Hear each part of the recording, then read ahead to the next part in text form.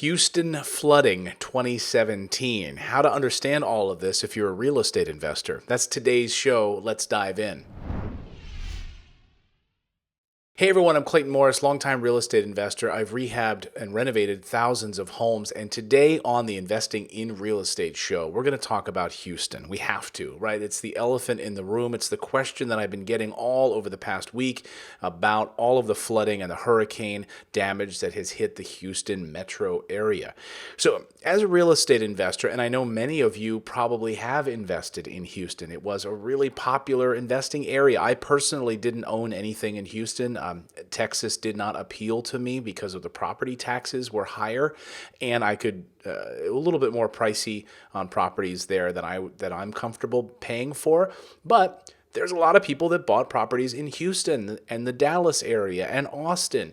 So people have certainly invested in Houston, and it was a growing area.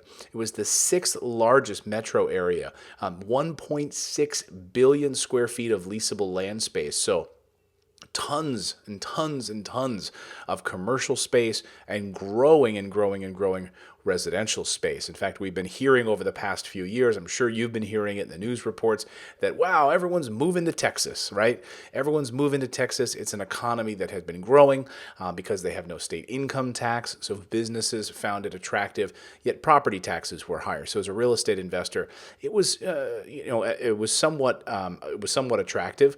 Also, it had some of the friendliest landlord laws in the country.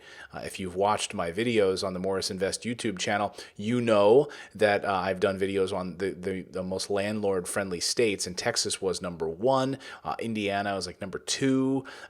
Florida is right there as well. So Texas right up there with some real nice reasons to be an investor. But again, I personally was not an investor in the Houston area, but so many people were. So what happened here? Now let's examine this, and we'll talk about flood zones and flood insurance, and we'll kind of dive into some of that on today's show at a higher level. I've definitely done videos and interviews where we've dived deeper into all of the different flood zone designations. So if you want to go check that stuff out, please do. It's available right here on our channel. If you're a subscriber, just click on it and watch it for free so you can learn a little bit more about those flood zone designations from FEMA.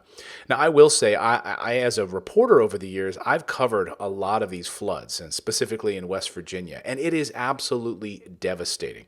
And some of the things that I covered in West Virginia were those 100-year floods that are supposed to only happen once every 100 years. That means that more than 12 inches of rain falls in any given small, short period of time. Well, guess what? When I was in West Virginia, I saw two 100-year floods occur within like a year of each other. So rain rushing down the mountainsides and destroying entire valleys and homes and mobile home parks and everything else. It was really tragic. And I would watch these students who had their schools destroyed, their classrooms destroyed. And so you had students who were sixth graders had to go to school with third graders. And guess what? They then had to learn at a third grade level because you can't teach up, right? You can't teach third graders at a sixth grade level. So these sixth graders were forced to consolidate into these schools and were being forced to sort of relearn stuff they learned in third grade. I mean, talk about some wasted years of their youth because of these floods. I mean, that's the situation. And I'm telling you, that's exactly what we're now experiencing in Houston. So when we look at Houston versus other areas, what is different about Houston's flooding? And should you be concerned as a real estate investor if, for instance, you're investing in Indiana or Michigan or Florida or North Carolina or other places across the country? What is different? Well, I've interviewed a lot of experts on this particular topic over the past few weeks. In fact, this morning I spoke to the general, Lieutenant General Simonite, who is the head. He is the head of the Army Corps of Engineers. He's the general on the ground. He's responsible for the reservoirs. He's responsible for building the levees. He's responsible for putting bills through Congress in order to get funding, in order to put in new infrastructure to protect these communities and these areas. So I've talked to some pretty high-level experts. I've also talked to some pretty talented meteorologists and explaining how all of this would unfold in these areas. And I specifically asked them the question, okay, if I'm a real estate investor, how is me investing in Indiana different than investing in Houston? That is to say, would I ever see a Hurricane Harvey like rain situation in the Midwest versus what we saw in the Gulf of Mexico? And these meteorologists told me it is impossible. It is impossible. It is meteorologically impossible for that much moisture to ever hit that part of the country, because the way in which Hurricane Harvey moved in, it pulled all of that warm moisture from the Gulf of Mexico, hitting Houston, and then stalling out and hanging over the Gulf of Mexico, and continuing to just pull all of that moisture right out of the water and dumping it right on dry land. Also, what's different about Houston versus other areas of the country, and the reason Houston's been hit so hard over the past few years, they've had a series of floods over the past few years, there's nowhere for the water to go. The water, the soil in Houston area is a clay. It's like a thick clay. What does that mean? That means that when water hits it, it just kind of sits on top of it. It doesn't absorb it. Now, if you've ever been to Florida, and if you've ever been to Orlando or anything like that, and you've been to Disney World and you've watched one of those 3 p.m. rainstorms that always happen in Florida, they happen like right around 3 p.m. for like 25 minutes, and it'll be like a flood. You're like, holy smokes, all that water. It'll come and it like disappears. Why? Because it's sandy soil. So it absorbs right through the ground. That is totally different than what we saw in the Houston area, where it's a thick clay and there's nowhere for it to go. So it sits on top. And Houston can only handle 1 inch of rain. That's all they can handle.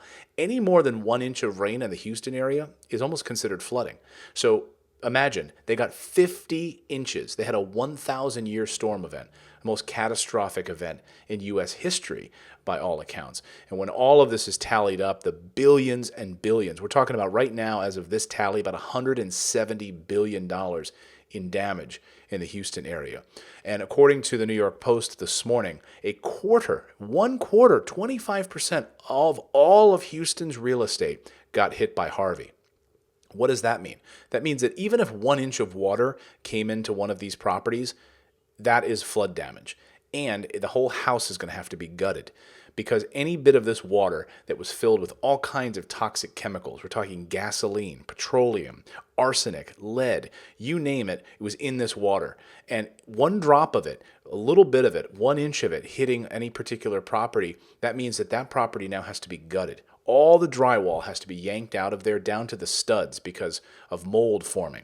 All of those toxic chemicals need to be removed from the house. So piles and piles and piles of drywall sitting on the sides of roadways now. When I spoke to the general, he told me that that's their main concern right now. They're going to have billions of tons of debris that they're going to have to now move out of the Houston area. So 1/4 of all Houston's real estate hit by this, an absolute devastation. Okay, what else is different, Houston compared to other areas, and why it's really concerning? I mean, if you're in the Houston area, I just don't know how you. I hate to say this, but I don't know how you rebuild. There are certain areas that have now had multiple floods in the past 3 to 4 years. On the Wall Street Journal, I read a piece yesterday talking about how one family literally just finished renovations from the last flood a year ago in Houston, and now their house has been totally destroyed a third time. I don't know how you continue to rebuild in that spot, because they're not really even meant to have houses in certain areas. Now, I spoke to the general and I asked him, what's the difference between Houston versus Florida? And why do we not see this kind of low-level flooding in Florida that we do see in Houston? And he also said that Houston has 70-year-old infrastructure for trying to prevent storms. They don't have the storm doors that Florida does. So Florida has invested billions of dollars into these storm doors that regulate water coming into these communities, and they're able to keep it out. They're able to keep it out and keep low-lying areas from getting flooded. They've invested in these storm doors. We've also invested in that in New Jersey. After Hurricane or Superstorm Sandy, the same infrastructure was now built into this area. So I said, well, is Houston going to get this? Are we going to see this and then build this? And he said, the problem is we can't. The problem is that more and more A-class neighborhoods, the rich neighborhoods, pushed up closer and closer to the water areas where under FEMA designation we would build these walls. We would otherwise normally build these giant storm doors that would basically keep the water out of Houston.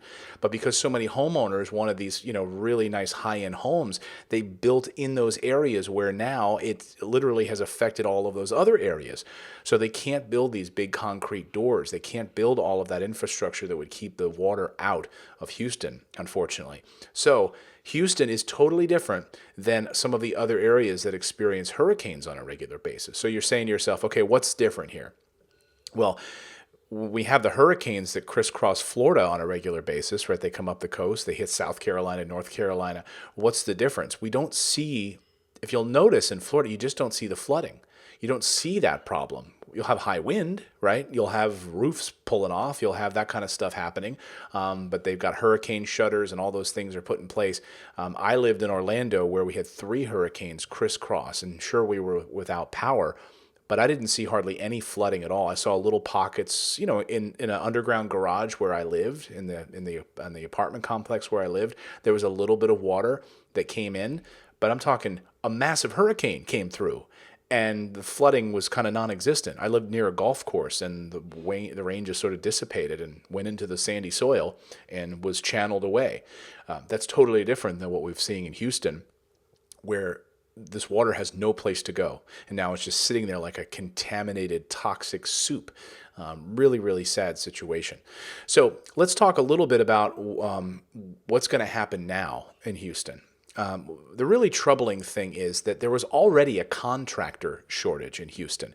People, they didn't have the hammers being swung around that they should have had. So it was already a shortage of contractors in that area to just even do new construction and build, new stuff or renovate properties. So now here's the major problem. That all of these apartments have been destroyed, all of these rental properties have been destroyed. There's no place for new contractors to come in from out of town. Where are they going to stay? Where are they going to sleep? So how is the federal government, and I asked this question of the general, how is this going to happen? How are you going to even get contractors to come in from other cities in order to help rebuild Houston? And the fact of the matter is, they're not. So a lot of these homes are going to have to be leveled, destroyed. The federal government may have to come in and try to either lift them up and spend a lot of money to try to lift up these properties, or just level them, because you're not going to be able to find the contractors to come in and do all of this work. So right now, there's been a shortage. We're not going to be able to get all of this stuff back up and running. Many people there didn't even have insurance. And this is the other big rub, that if a quarter of Houston's real estate got hit by Harvey, I think 90% or 85% of folks did not have flood insurance. So that's a huge problem. And they didn't have insurance, period, which is unbelievable. So what is flood insurance? And again, I don't want to go into all the details about flood insurance, but why this is so tricky is that flood insurance, it'll cover some storm damage from rain. But if your home is filled with water as a result of rising bodies of lakes or rivers or streams or oceans, it won't cover you. So what good is it, right? Well, the most common flood insurance is offered through the federally regulated program known as the National Flood Insurance Program. It was started during the 1960s. It coincided with us figuring out different FEMA flood zones in this country. And if you are buying a property and you're using a mortgage in order to close on the property, you are required, if you're in a flood zone, to get this insurance. Now, I personally don't buy properties in flood zones. I think all of the rental properties I have, they're not in a flood zone. And you can easily, when you would know that pretty much right away if you need to have that property, when you're getting your insurance policy, you may find out from your insurance provider, yes, I'm going to have to get flood insurance. They'll tell you, flood zone, and they have all the different designations and the different mapping structure of the FEMA flood zones. So here's the thing, is storm surge covered by flood insurance? Now, we saw so much of the storm surge inside of Hurricane Harvey. So now the hurricane coverage or named storm coverage only covers like the high wind, right? And the actual 160 mile an hour winds. But it won't cover all of the rain, or it won't cover the flooding, which is such it's a bunch of crap, let's be honest, right? So this is what we saw with Katrina. So people didn't have insurance there, and then suddenly the levees broke. Well, it was related to the hurricane, but because it was from the levees, it didn't count under hurricane insurance. It didn't account under that kind of insurance. So all of these people were left holding the bag because they didn't have the right kind of insurance, or the insurance that they did have simply wouldn't cover them, right? Ridiculous. So homeowners insurance does not cover property damage from floods. So if you have just general homeowners insurance, it's not going to cover flooding. And private flood insurance can also be really expensive. So if you're going to fork over private flood insurance for properties that are in these flood zones, it can be expensive.